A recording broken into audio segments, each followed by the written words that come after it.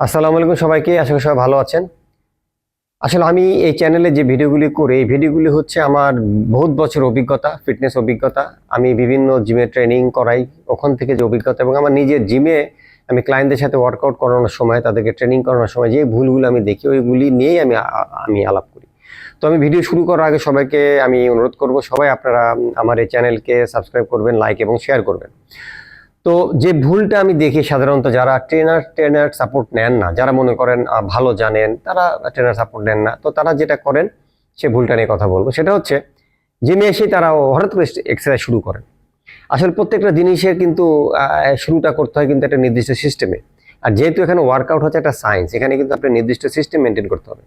তা আপনি ধরেন একটা গাড়ি, আপনি হঠাৎ করে স্টার্ট না দিয়ে কি গাড়ি চলবে? চলবে না। তো গাড়িটাকে স্টার্ট করতে হবে আগে। যেমন দেখবেন যে কোনো খেলা ফুটবল হোক, আপনার ক্রিকেট হোক, খেলা শুরু আগে কিন্তু একটা ওয়ার্ম আপ করে সব খেলোয়াড়রা কিন্তু। কারণ ওখানে যারা ফিজিও আছে বা ট্রেনার আছে তারা কিন্তু এভাবে করে তাদেরকে ডেভেলপ করে।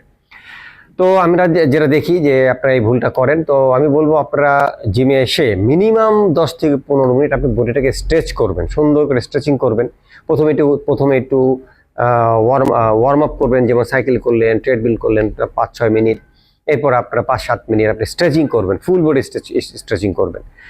তাহলে কি হবে, আপনি যখন এই ফুল বডি স্ট্রেচিং করবেন এবং ওয়ার্ম আপ করবেন, এই ধরনের ওয়ার্ম আপ এবং স্ট্রেচিং যখন করবেন, আপনার বডিটা ওয়েক আপ হবে। কারণ হচ্ছে বডি এক্সারসাইজ করলে বডি কিন্তু একটা অবস্থায় থাকে, আর এক্সারসাইজ শুরু করার মানে আপনি যখন ওয়ার্ম আপ করবেন তখন বডি কিন্তু আপনার ওয়ার্ম আপ মোডে চলে যায়। এর আগে বডিটা অনেকটা স্লিপিং অবস্থা থাকে, তখন আমাদের হার্টবিট কম থাকে, আমাদের পালস রেট অনেকটা কম থাকে। তো এগুলিকে কিন্তু বাড়ানোর জন্য এবং মোস্ট ইম্পর্টেন্টলি ইনজুরি প্রিভেন্ট করার জন্য আপনারা অবশ্যই চেষ্টা করবেন যে জিমে এসেই আপনার 5-6 মিনিট আপনারা ট্রেডমিল করলেন, সাইকেল করলেন, ঠিক আছে।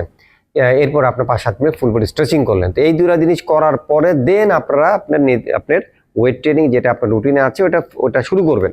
তো এখানে একটা ইম্পর্টেন্ট হচ্ছে, আমরা অনেক সময় দেখি যে ওয়েট ট্রেনিং শুরু করেন আপনার হ্যাভি ওয়েট লিফটিং করে, মানে হ্যাভি ওয়েট দিয়ে। আসলে এটা কিন্তু ঠিক না। যদি আপনি 3 সেট করেন, প্রথম 1টা বা 2টা ওয়ার্কআউটের কথা বলছি, সে ধরুন আপনি আজকে চেস্ট করবেন, চেস্টের আপনার 4টা বা 5টা ওয়ার্কআউট করবেন। তো আমি বলবো প্রথম যে ওয়ার্কআউটটা করবেন সেই ওয়ার্কআউটটা করবেন একটা আইসোলেশন টাইপের ওয়ার্কআউট। যেমন আপনি চেস্টের ওয়ার্কআউট করলে আপনি প্রথমে একটা পেক ডেক ফ্লাই করবেন। তো পেক ডেক ফ্লাই করলে কি হবে, আপনার মাসেল, আপনার ওখানকার মাসেলগুলো খুব ভালোভাবে অ্যাক্টিভ হবে, ঠিক আছে, আপনার নার্ভাস সিস্টেমটা আপ হবে।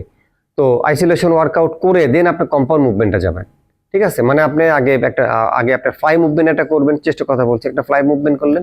ফ্লাই মুভমেন্ট করার পরে আপনি আসবেন আপনি বেঞ্চ চেস্ট প্রেসে, মানে এসে বেঞ্চ চেস্ট প্রেস না করাটাই ভালো।